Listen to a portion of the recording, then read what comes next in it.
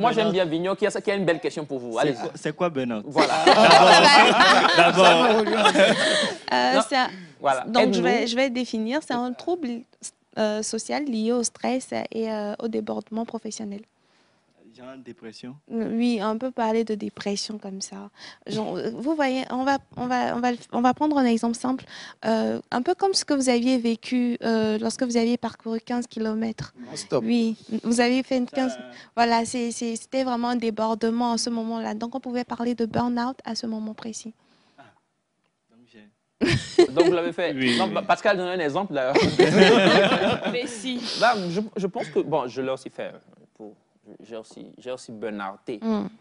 Et moi, j'aimerais savoir comment est-ce que vous vous êtes senti dans cette période-là, pour permettre aux téléspectateurs qui ne savent pas ce que c'est de pouvoir mettre le doigt dessus. Mais ce n'est pas forcément une période dont on est fier.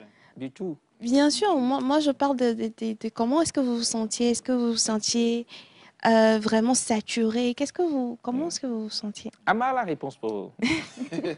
En fait, ce que moi j'ai expérimenté, c'est qu'à un moment donné, j'étais tellement fatigué que j'avais plus envie de rien faire. C'est-à-dire, j'étais fatigué même en n'ayant pas travaillé. J'étais fatigué. Je me réveillais fatigué, je dormais fatigué. Wow. En fait, c'est ce que j'ai expérimenté. Je ne sais pas si c'est ça le burn-out, mais bon, c'est un peu ça. C'est ce qui m'est arrivé à un moment donné. Vous étiez fatigué et vous dormiez fatigué. D'accord. Je précise qu'on va faire la différence entre la fatigue chronique et le burn-out. Ah, dormir fatigué, c'est genre vous dormez, vous êtes fatigué dans le sommeil? Je me réveille fatigué. Oui, voilà, tu te réveilles le matin déjà, tu as des courbatures, tu es fatigué. Toute ta journée, tu n'as envie de rien faire. Oui. Et c'est répétitif, quoi. Donc, vous n'aviez pas envie de faire quelque chose non plus. Vous étiez las. Voilà. Mais ça, c'est pas par rapport à la qualité du matelas? Avec Monsieur Vignon? Moi, j'avais peur des gens. C'est arrivé à une étape où j'avais peur des gens. Je n'aimais plus sortir. Et comment je veux dire ça? Le sport, j'ai commencé une salle de gym que j'ai arrêtée. C'est-à-dire que les gens me dégoûtaient. Wow. Pour dire le terme. L'être humain me dégoûtait. Et je me sentais dégoûté par l'être humain aussi.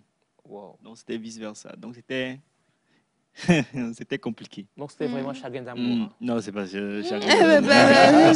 Ça se rapproche un peu. Ah, ouais, parce que... Voilà. Tu veux dire quelque chose? Oh, bon, tout est presque dit. Moi... Non, mais ton cas, toi, c'est pas... Voilà. Mon cas, moi, je m'auto-détruis. Oh. Quand je fais le burn-out. C'est fort. Je m'auto-détruis. Je ne m'aime pas. Je reste dans ma chambre. Je peux rester dans le désordre. Dans la chambre. Tranquillement. Envie de rien faire. Tu touches pas au portable. Tu éteins même le portable. Tu as envie de rien faire. Tu as envie de voir personne. Tu as juste envie, des fois, tu as envie de t'évader. Ouais, tu as envie de t'évader. Des fois, tu gardes ton souffle pour un long moment avant de relâcher. Tu pleures. Tu as envie de vider tout ce qu'il y a dans ta tête. Mais tu ne sais pas comment faire, en fait. Et c'est comme si tu es dans un bocal, on a fermé le bocal et on te fait ça. Ah ouais? Ouais, c'est comme ça fait. Ou on remue le bocal? On remue le bocal, mais tu as l'intérieur, tu fais là, tout, en fait. Voilà. Donc, un peu, c'était ça. Tu es triste, tu te morfonds, tu as envie de voir personne, n'a même pas envie de manger. Si tu dois prendre des médicaments, tu t'en fous, tu prends les médicaments juste comme ça. Et bon... Et puis, tu n'as pas envie de sortir, quoi. Quand quelqu'un dit bonjour, tu vas... Allô, bonjour, tu dis oui, ça va, bye bye, au revoir. Ah ouais? Ah oui, parce que tu n'as pas envie de parler, tu as envie de rien faire. Ouais. Ah, voilà, vous avez été dans le détail, hein? Voilà, finalement. Donc, voilà, merci beaucoup pour toutes vos interventions. Donc, moi, je vais d'abord commencer par la fatigue chronique et expliquer ce que c'est qu'une fatigue chronique. Donc, la fatigue chronique, elle est plus liée au physique, hein. C'est plus lié à un état d'épuisement persistant. Et du coup, on a les symptômes que vous aviez énoncés tout de suite là. On est très fatigué, on a des douleurs musculaires, on a des douleurs au niveau de l'articulation et ça persiste. Ça persiste même lorsque la charge de travail devient moindre. Ça persiste toujours. On se couche fatigué, on se réveille encore fatigué.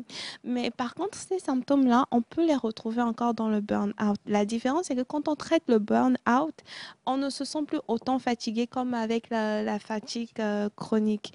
Donc, le burn-out, comme je l'expliquais tout de suite, c'est un état lié au stress social. Et parfois, c'est plus particulièrement dans le contexte professionnel, mais de nos jours, ça touche beaucoup plus aussi le contexte personnel. Et je ne sais pas pour danser les hommes sur le plateau, mais on dit que souvent que les femmes sont plus aptes à faire plus de burn-out que les hommes. On a 66,6% de pourcentage dans le contexte parce que quand on voit la charge de la femme et tout ce qu'elle a à faire, on ne dit pas que les hommes n'ont pas assez de charge. Non. Voilà. On ne dit pas que les hommes n'ont pas assez. On a failli être révoltés là. C'est clair. Ouais. Vas-y. Donc, on ne dit pas cela, mais voilà, comprenez, on est des êtres sensibles. Donc, on est des êtres sensibles, c'est un peu pour ça. Mais voilà, on est plus apte à faire du burn-out. Et le burn-out s'explique comme Madame Light l'a dit. Et ça s'explique aussi de différentes façons, de la façon dont aussi la personne le vit. Ouais. Réellement en fait. Et du coup, ça va en allant. Mais j'ai beaucoup aimé lorsque Madame Light parlait de comment est-ce que le vivait parce que ce sont aussi des points à toucher pour pouvoir en sortir. Donc, Oui. comme elle disait, le fait de rester peut-être, de détruire son mode de vie, voilà, de détruire son mode de vie, c'est très important quand on veut sortir du burn-out de prendre soin de son mode de vie, d'aider la personne à revenir à son mode de vie habituel. Ensuite, de prendre du recul. Franchement, quand on est dans cet état-là, ça ne sert à rien de forcer les choses. Il faut vraiment prendre du recul et d'écouter aussi son corps. C'est très important d'écouter son corps. À ce moment précis, si vous pouvez demander des congés. Si vous en avez, il y a une chose que je vais prendre l'exemple de l'église. On disait, mon mentor me disait à l'église, c'est si tu sens que ça ne va pas et que tu ne peux pas venir servir, ne le fais pas en fait. C'est mieux tu ne viens pas servir que tu viens servir et puis tu le fais mal en fait. De la même manière, moi je le traduis partout dans la vie. Mieux tu ne fais pas quelque chose que tu viens de le faire et que tu le fasses mal. Donc si vous sentez vraiment que ça ne va pas, écoutez votre corps. Si c'est possible, demandez la permission pour des raisons de santé, etc. Faites ce que vous avez à faire et quand vous irez mieux, revenez. Et il y a des gens, avec la dépression, ils font plusieurs fois le burn-out. Oui. Avec la dépression, ils font plusieurs fois le burn-out. Donc, parfois, il peut s'agir de la dépression et pas du burn-out. Donc, essayez de vraiment voir dans quelle catégorie vous vous trouvez. Est-ce que vous faites de la dépression ou est-ce que vous êtes en train de faire du burn-out? Parce que lorsque c'est... Je n'ai pas pour vous couper, mais c'est quoi la différence entre dépression et burn-out? Le burn-out peut arriver à un moment donné de votre vie. Mais la dépression, la dépression aussi peut arriver à un moment donné de votre vie, mais ça peut être chronique aussi. C'est-à-dire que vous revivez les mêmes choses, vous ressassez les mêmes choses. Aujourd'hui, vous vous dites que ça va, donc vous vous dites que vous allez mieux. Demain, vous retombez encore dans la dépression. Parce que vous n'avez pas su traiter en fait ce qui vous a emmené dans la dépression. Et du coup, au fur et à mesure, vous traînez cette dépression-là. Et à chaque fois, vous vous dites que vous avez traité la dépression, mais non, vous ne l'avez pas fait parce que vous n'avez pas touché ce qui vous a emmené dans cette dépression-là. Donc, c'est important de le faire. Et en même temps, c'est pour ça qu'il faut faire la différence entre le burn-out et la dépression. Alors, avant de continuer, je vais vous lire un message. On salue le Congo qui est bien réveillé sur nous ce matin. Il y a plusieurs messages qui viennent du Congo. En tout cas, on aime bien. Bonjour. Bonjour. Je suis Jean Mboulou du Congo-Kinshasa. Merci beaucoup. La fatigue chronique est une condition qui peut affecter tous les aspects de la vie d'une personne, tandis que le burn-out est spécifique au domaine professionnel et lié au stress du travail. C'est un peu ce que vous dites. Mais c'était ce que j'étais en train de dire. Voilà. Donc, par rapport à la dépression, peut-être pour revenir à votre question, je pense qu'on était avec le psychologue ici, le psychologue qui nous a donner Parler. tous les détails. Il faut suivre le cours. Suivre le cours, c'est important. Alors, on vous laisse réagir par rapport au sujet. Moi, j'ai une question encore. Ok. Oui, vous pensez-vous, ça c'est une question générale à tout le monde, hein, même aux téléspectateurs qui nous suivent. Pensez-vous que le burn-out ou voilà, la dépression, en réalité, ça apporte plus de bien ou plus de mal? Parce que moi, ça a été la meilleure chose qui me suis arrivée. Tout ça dépend. Ça dépend de comment C'est-à-dire, tu as réagi. après la sortie, c'est-à-dire, ça forge le mental au niveau très... C'est-à-dire, si j'étais resté comme j'étais avant la dépression, mais avant mon burn-out, en réalité, je ne serais pas peut-être aujourd'hui ici. C'est-à-dire, j'étais naïf, j'étais énormément de choses. Mais ça m'a forgé un mental d'acier qui m'a fait avancer. Je pense que c'est la meilleure chose, et je le dis tout haut et tout fort, c'est la meilleure chose qui me soit arrivée. Voilà. Est-ce que tu en es sorti? Parce que En fait, je comprends un peu ce que tu dis. Je comprends. En fait, ça dépend de comment la personne réagit face à la situation. Et tu ne t'es pas laissé noyer par la situation. Et c'est pour cela que ça t'a permis de puiser une force. Donc, c'est un peu ça. C'est une chose qui n'est pas, a priori, une bonne chose. Mais quand tu sais comment réagir par rapport à ça, ça peut te servir de te forger une nouvelle personnalité, comme ça a été le cas avec toi. Oui, il y a un artiste philosophe qui a dit on ne sait pas de quoi on est fait tant qu'on n'est pas brisé. Oui. Je ne sais pas si vous connaissez l'artiste, sans faire de publicité, bien sûr. Un artiste français qui a dit ça. On ne sait pas de quoi on est fait tant qu'on n'est pas brisé. Tant que tu n'es pas brisé, en réalité, tu ne sais pas. Voilà, tu ne connais pas tes limites, tes bords. On prie en réalité pour qu'on puisse en sortir victorieux, on puisse en sortir avec, comme l'a dit monsieur Hamel, avec plein d'énergie et tout. Mais ça te permet en réalité de te connaître. De savoir qui tu es au fond de toi et de ce dont tu es capable. Moi, ça m'a vraiment aidé. Je ne sais pas pour les autres, mais moi, ça m'a vraiment, vraiment, vraiment aidé.